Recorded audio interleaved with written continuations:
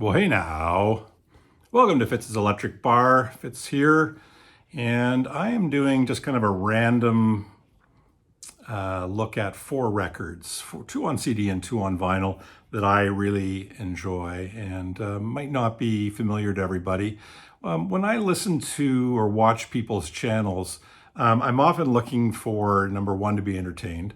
Number two, if there's a shared interest, I'm kind of curious what their angle is on it. So, if somebody's doing a top 10 ranking, I'm kind of curious on where they put albums and if they agree with what I look to, how I would rank them. And if they, rank a particular album very high for an artist that I put fairly low, especially if I really like and I respect the person who's doing the video, makes me think maybe I should give that another listen. And so, but the other reason I listen to the channels often is for discovery. So to maybe hear somebody talk about an artist or a record that they love and hear about why they love that record. And then, one of the great things, you can stream it and see what you think, or just go out and buy it. But here are four that I really like, and I'm going to start off with the Rudy column.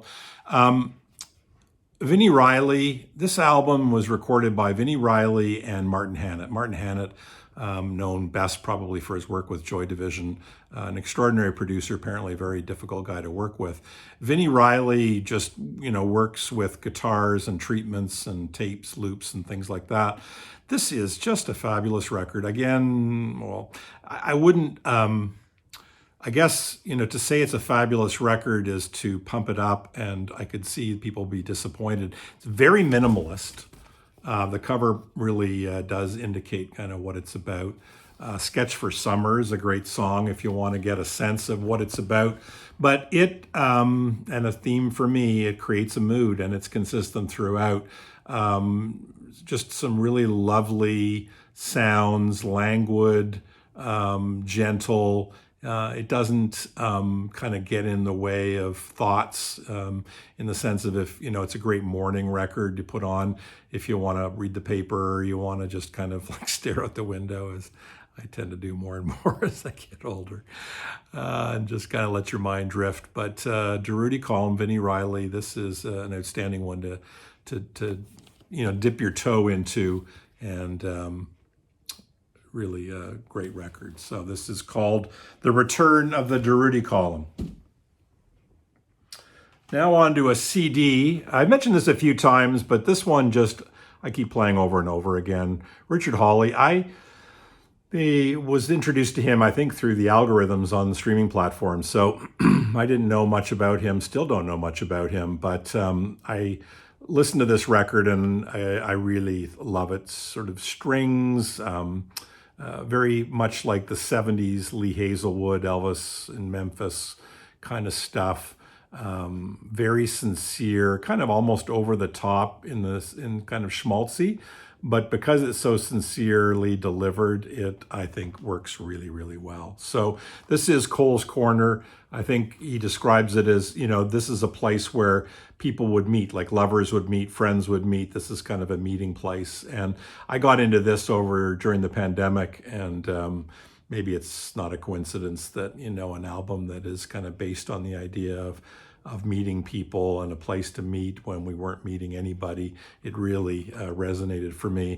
And I'm now starting to go back and listen to his back catalog. I know there's a lot of other good stuff, and this has been my jumping off point and just starting to get into his back catalog. But Richard Hawley, really good stuff.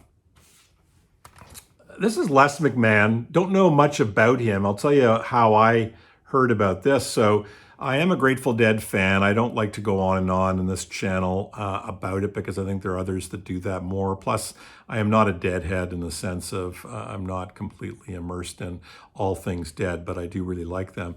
They often have a comment section, or they do have a comment section on dead.net. And sometimes people will talk about other music that they really like. So I kind of think of shared sensibilities, and it's a good place for me to learn about some music that I might not otherwise know.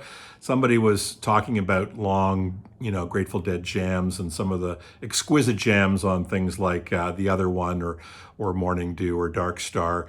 And they said that it was a good transition to play this Les McMahon, Invitation to Openness. It even sounds like what it is. Starts off very, very slow and builds. It gets kind of crazy. Just a wonderful escalating kind of energy to the whole thing. And jazz, really, it's a jazz thing. And that's when I started to recognize, when I started listening to stuff like this and then going back to the Grateful Dead, is how much the Grateful Dead, in a sense, is a rock version of jazz. The way that they approach a lot of their music, especially their jams. It's all about listening. It's all about taking turns doing things like solos or taking lead on certain aspects of the song. And this Les McMahon, Les McCann, Invitation to Openness, is wonderful. The opening track, The Lovers, I think on vinyl it's a whole side, but is certainly one to give a go and see what you think. So Les McCann, Invitation to Openness. For those of you who are interested in the Grateful Dead or expanding your notion of jamming with a jazz focus. And finally, Grant Lee Buffalo. My friend Mark in New York turned me on to Grant Lee Buffalo. They had a few albums out, American Jubilee, this one, Copper, a few others. Anyways, I love them. Great band, real Americana.